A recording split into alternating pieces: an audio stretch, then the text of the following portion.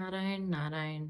पद्म पुराण के अनुसार ज्येष्ठ मास के कृष्ण पक्ष में पड़ने वाली एकादशी को अपरा एकादशी कहा जाता है। इस बार अपरा एकादशी का व्रत 13 मई बुधवार के दिन मनाया जाएगा। मान्यता है कि इस दिन उपवास और विष्णु जी की पूजा करने से पापों का नाश होता है और जीवन में सुख समृद्धि बनी रहती है। साथ ही अपरा एकादशी पर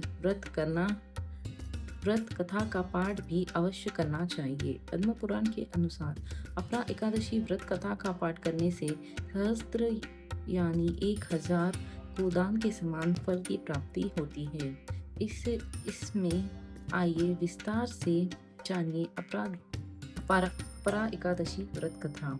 युधिष्ठिर ने सवाल किया, हे कृष्ण, ज्येष्ठ मास के कृष्ण पक्ष में कौन सी एकादशी आती है? मैं उसका महत्व जानना चाहता हूँ। कृपया मुझे इसके बारे में बताने की कृपा की करे। श्री कृष्ण कहते हैं, युधिष्ठिर, तुमने संपूर्ण लोगों के हित के लिए बहुत ही अहम सवाल पूछा है। अपरा एकादशी तिथि बहुत ही पुण्य प्रदान करने वाली है। इससे बड़े बड़े पापों का नाश होता है। ब्रह्म हत्या से दबा हुआ, गोत्र की हत्या करने वाला, गर्भस्थ बालक को मारने वाला,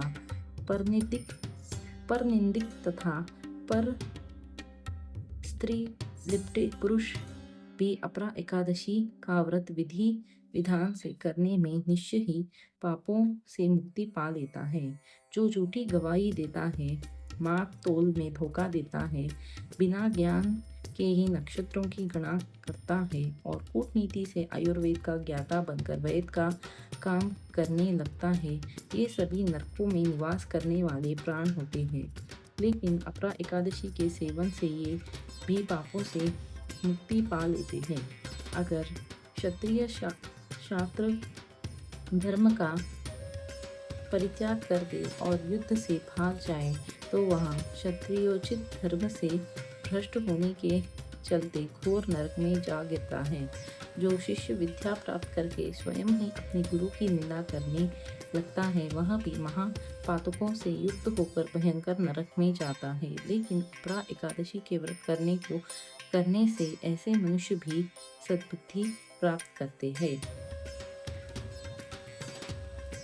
माघ मास में जब सूर्य मकर राशि में विराजमान हो, उस समय प्रयाग में स्नान करने से मनुष्य को जो पुण्य प्राप्त होता है, काशी में शिवरात्रि का व्रत करने से जो पुण्य मिलता है, गया में पिंडदान से पितरों को तृप्ति करने वाला मनुष्य जिस पुण्य को पता है, बृहस्पति के सिंह राशि में होने पर गोदावरी में स्नान करने वाला जातक जो फल पाता है, बद्री का आश्रम की यात्रा समय भगवान केदार के दर्शन से और बद्री तीर्थ के सेवन से जो पुण्य फल मिलता है, तथा सूर्य ग्रह के दौरान कुरुक्षेत्र में दक्षिणा सहित यज्ञ करके हाथी, घोड़ा और सुवर्ण दान करने से जिस पुण्य फल की प्राप्ति होती है, अपरा एकादशी का व्रत और पूजन से मनुष्य वैसे ही फल प्राप्त कर लेता है।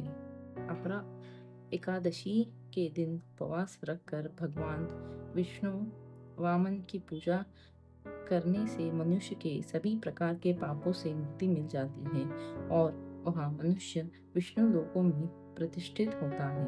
अपरा एकादशी की इस कथा को पढ़ने से और सुनने से सहस्त्र गोदान का फल प्राप्त होता है।